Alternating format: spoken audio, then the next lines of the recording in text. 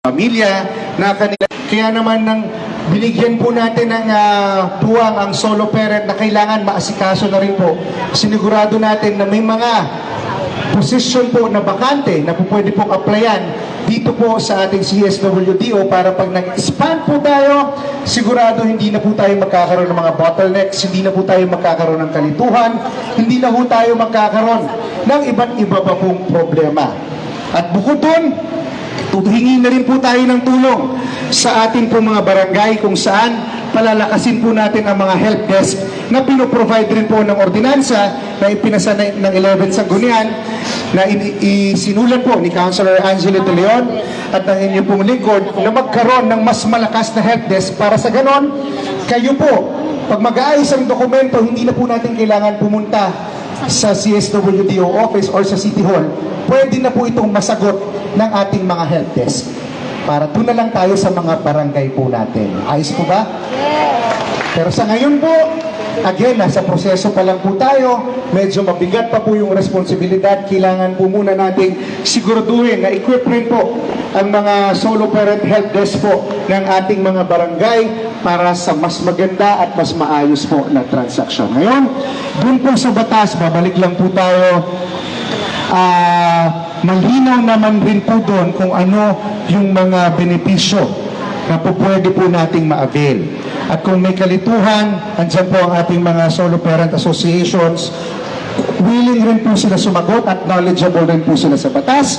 At kung kailangan rin po ang aming mga opisina, bukas na bukas rin po ito para po sagutin ang inyo pong mga tanong. Ngayon, bakit ang haba ng sinasabi ko? Ang haba na ba? Ang haba na? Kasi kakanta na ako ulit kung mahaba na. Kasi po, ang batas po na ito ay napakalapit po sa aking puso. Dito po talaga ang dami pong effort na pinagdaanan, ang dami pong heartaches rin na pinagdaanan nito po bago natin maipasa. Bago rin po natin masigurado na may pondo po ito, nagpapasalamat po ako sa lahat ng tumulong rin po para magkaharap-harap na po tayo ngayong araw. At finally, yung local version po ng Expanded Solo Parent Welfare Act ay maisakatuparan na po natin. Hindi ko naman pwedeng sabihin na sana dumami ang solo parent.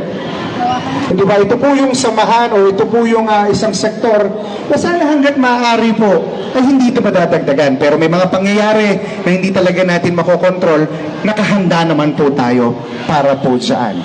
Ang iniiwasan lang po natin ay syempre kung meron kayong mga kawalan na naramdaman noon, ay hindi na po maramdaman na magiging solo parent sa kinabukasan. Ang importante po, may mga benepisyo na po na umaandar na. Pero paalala lang po, kahit ano pa rin pong benepisyo na inyo pong matatanggap mula po sa lokal na pamahalaan, hindi po ito galing sa bulsa namin. Galing po ito sa pera ng mga taxpayers. Galing rin po ito basically sa inyo or sa atin pong lahat. Kaya pwede pong magpasalamat, pero hindi po natin ito utang na loob. Ito po ay inyong karapatan. Ito rin po ay dapat talaga ninyong matanggap. Kahit sino pa man po ang umupo, andyan na po ang batas. Hindi naman siguro papalitan yan. Tingin nyo, papalitan? Hindi naman po siguro papalitan yan basta-basta. Kung meron man, dadagdagan pa yan. Yun po ang maganda na sinisigurado po natin na meron na-establish na po natin at na-institutionalize na po natin ang mga programa na kapag-ipakinabang sa atin pong lahat. Muli po, nasa gitna pa lang po ako. Okay pa po ba? Mga 15 minutes pa. Parang inaantok na si nanay. Muli po, ngayong araw ay napaka-espesyal po, hindi lang po sa inyo, pero sa akin po personally, dahil sa wakas, nandito na po tayo. At again, maraming salamat sa lahat ng ahensya, sa lahat ng opisina, na nagtulong-tulong, lalo na po sa pinakamamahal po nating mayor, si Mayor Vico, palakpakan po natin. Isang napakagandang umaga po, sabi nga ni Councilor Angelo, mga kasolo, God bless po sa inyo at mabuhay po kayong lahat. Ayan, maraming salamat po. sa principal author ng Pasig City Comprehensive Solo Parent Ordinance na si Councilor Marong Martires at si Councilor Angelo De Leon. Ngayon naman po ay tatawagin ko at hihingan natin ng mensahe ang pinakamamahal nating Mayor, City Mayor Honorable Victor Ma Rehis N. Soto. Maraming salamat. Magandang umaga po sa ating lahat. Dito na lang po ako, hindi na po ako aakyat ng entablado ha. Dito po ako tatayo para mas malapit po sa inyo. Yan, saka para ano po. Dito po tayo ano. Kamusta po kayo mga solo parents po natin? Okay lang po kayo? Yung mga nasa likod, hindi po ba kayo naiinitan dyan? Okay lang po kayo? Hindi, niloloko ko lang yung mga cameraman. Babalik na po ako dito sa harap. Muli po, magandang umaga sa ating lahat. Ibaba niyo muna yung mga cellphone ninyo, nako-conscious po ako. Lahat po nakaganon. Una, ako po ay taus-pusong nagpapasalamat sa lahat ng mga tumulong sa atin para makarating po tayo dito. Alam naman ng bawat isa sa atin na mayroong pong batas sa level ng nasyonal na ipasa po yan. Ilan years na rin po ang nakalipas. Kaso, budget sa batas ng nasyonal, pero nakasaad po dun sa batas ng nasyonal na budget po yan ng LGU, budget ng lokal. So, siyempre, hindi rin po agad-agad. May mga ibang LGU, kahit magtanong po kayo sa mga kamag-anak ninyo sa ibang lugar, medyo nahihirapan pa po yung ibang LGU kasi hindi naman po ito, at naintindihan po natin sila kasi hindi po ito maliit na programa. Dito po sa Pasig, ang initial po natin, nasa humigit kumulang 3,000 na po tayo. At meron pa tayong mga idadagdag na lamang sa susunod na mga panahon. Kaya talagang mga programa na ito, talagang pinag-iisipan ng maigi, pinagpaplanuhan ng maigi, at kailangan maganda po yung implementasyon natin. Kaya masaya po tayong ipaalam sa buong mundo na dito sa lungsod ng Pasig, sinisimulan na po natin ng financial assistance sa mga solo parents po natin. Bago po ang lahat, gusto ko po malaman, nasan po ba yung mga taga-barangay Santa Lucia? Hiwalay po kayo. Lakasan niyo po ng konti. Nasa mga taga-barangay Santa Lucia? Yung pinakamalakas sumigaw, may premyo.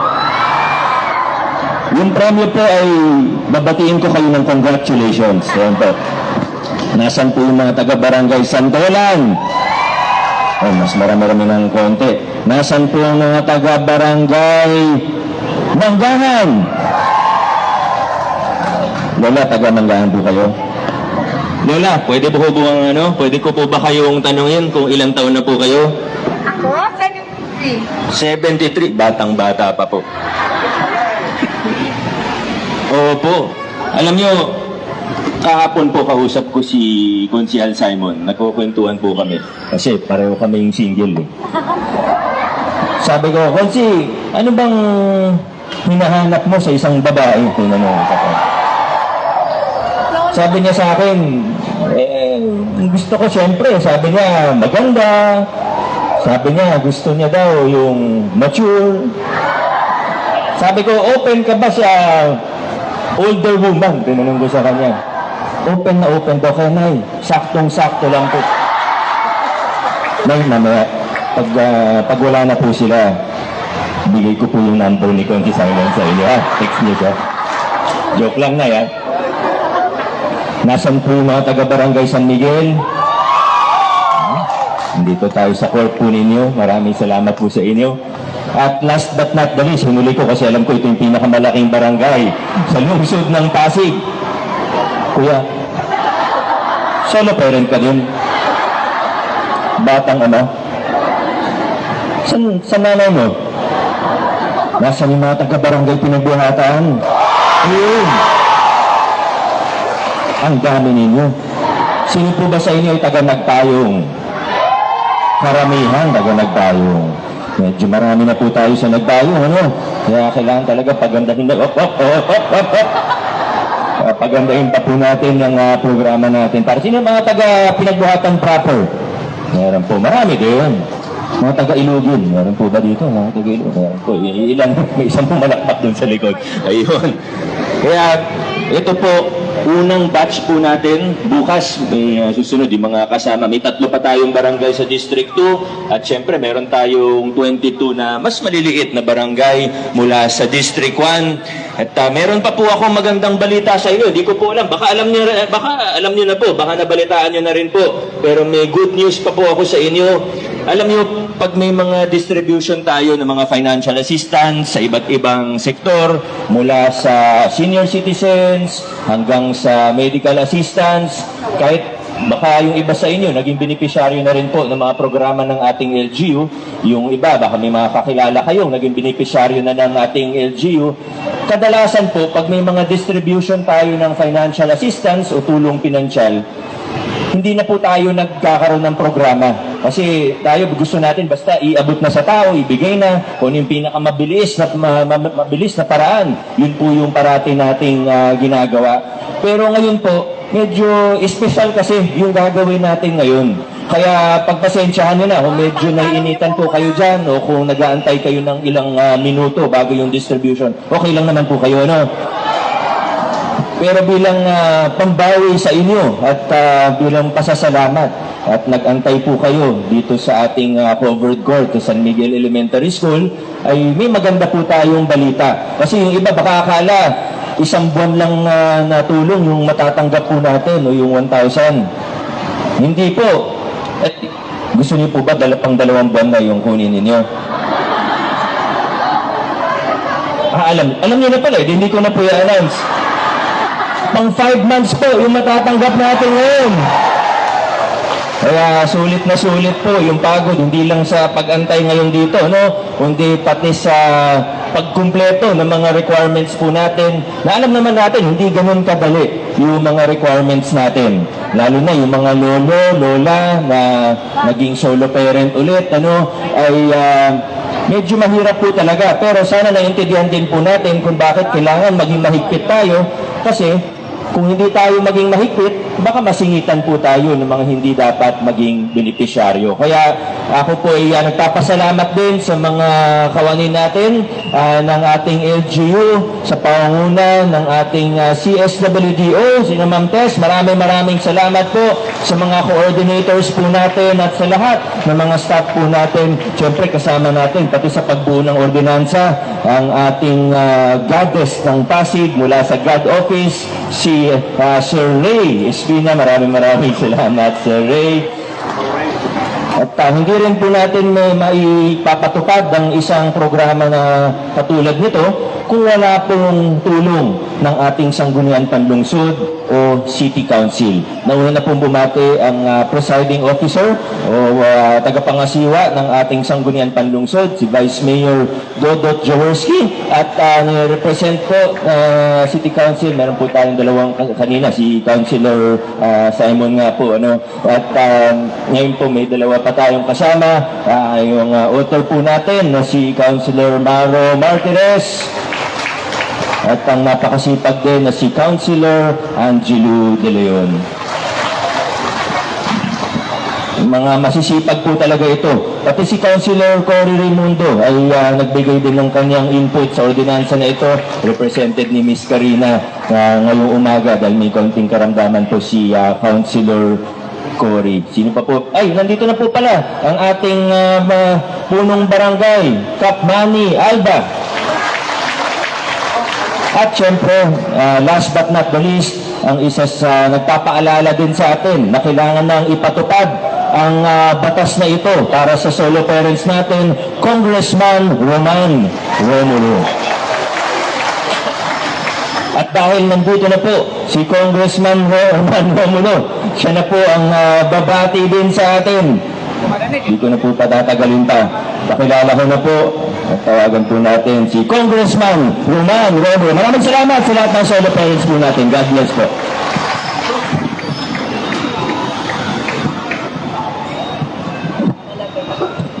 Magandang umaga po sa ating lahat. Una-una po talagang nung nakita ko po sa schedule na meron pong programa na ilo-launch para sa Pasig Day, para sa ating solo parents. Again po, talagang gusto ko lang i-congratulate. Alam mo, marami na po talaga dito sa Pasig na unang beses na nagawa dito sa ating lungsod. Kaya Mayor Vico, Ma'am Tess, si Consiel Maro po, head ng APRO. Siyempre po, si Ma'am Angelu, siyempre si Ma'am Karina, Capmani, Saray. Alam niyo, sa totoo po, mabibili po kayo sa ginagawa nila. Talagang pinupush po nila yung envelope para marami po talagang mababa na programa. Kaya itong solo parent na ginagawa po ninyo, congratulations, napakalaking bagay, sa totoo lang. At base sa program na nabasa ko, hindi pa ho tapos ito. Sa totoo, talagang rine-review po. Pero siguro po, masabi ko lang rin po ito. Kasi sigurado ko po, paglabas ko po dito, pagpunta City Hall, may magtatanong, kung pakitanong mo naman kay Mayor Vico, bakit wala kami sa listahan? Yan, sigurado yun, di ba? Again po, kaya nagagawa yung mga programang ganito. Kasi sinisigurado nila Mayor Vico, Ma'am Tess, lahat ng council, na maayos ang paggamit ng pondo ng lungsod ng Pasig. Ang dapat makakuha ng pondo, syempre lahat na nangangailangan.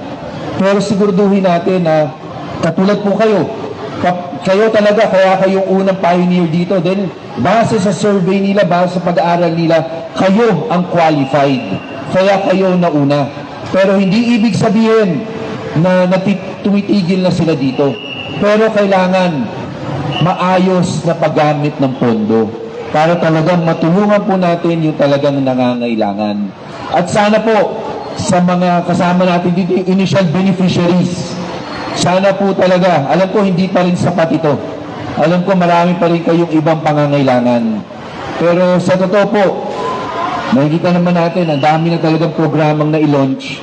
Siguro talagang mag-wait lang tayo. Gamitin natin, pasalamat tayo sa Panginoon na talagang hindi rin tayo nakakalimutan. Pero hindi ko nawabahan talagang, natutuwa lang po rin talaga ako sa ginagawa po ng city natin sa ilalim Mayor Vico, Ma'am Tess. Talagang sa totoo, congratulations sa program na ito at sana po mas marami pa kayong program na magawa katulad dito. Mabuhay po ang Solo Parents, mabuhay po ang lungsod ng Pasig.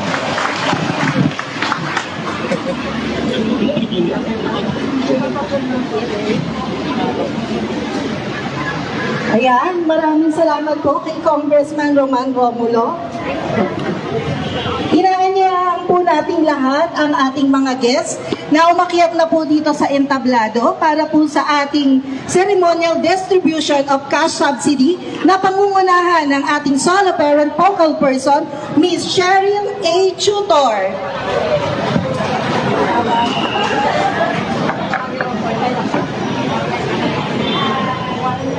Okay. Para po sa ating ceremonial distribution, tatawagin po natin yung 10 muna mula po sa 5 barangay na makakatanggap ng cash subsidy mula January hanggang May sa halagang 5,000 piso. Umakyat na po kayo mula sa barangay Santolan, Mary Ann Bestudio.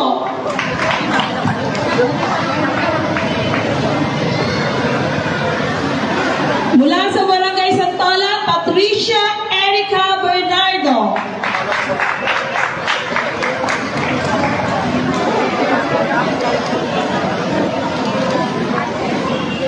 Mula po sa barangay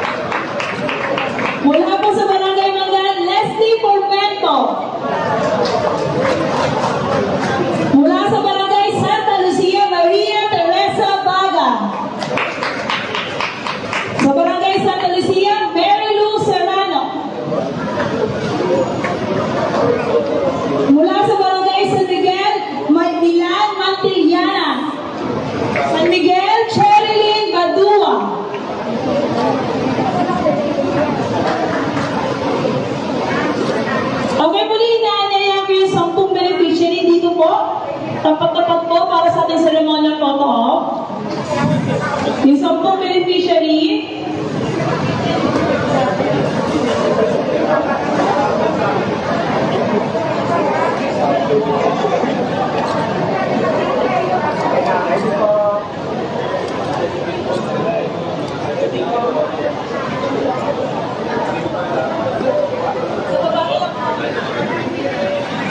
okay, balik po kayo sa upuan. Magkakaroon po tayo ng photo op. Diyan lang po kayo, ang ating mga VIPs ang bababa upang magkaroon ng pangmalawakang picture. Yung ating pong photographer ng RNCSWD Order, ng STU, dito sa stage, para makuha sila ng buo. Ang malaki. Dito po ang ating mga photographer. Diyan lang kayo, ang ating VIPs na pupunta sa inyo. VIPs and guests, dito po.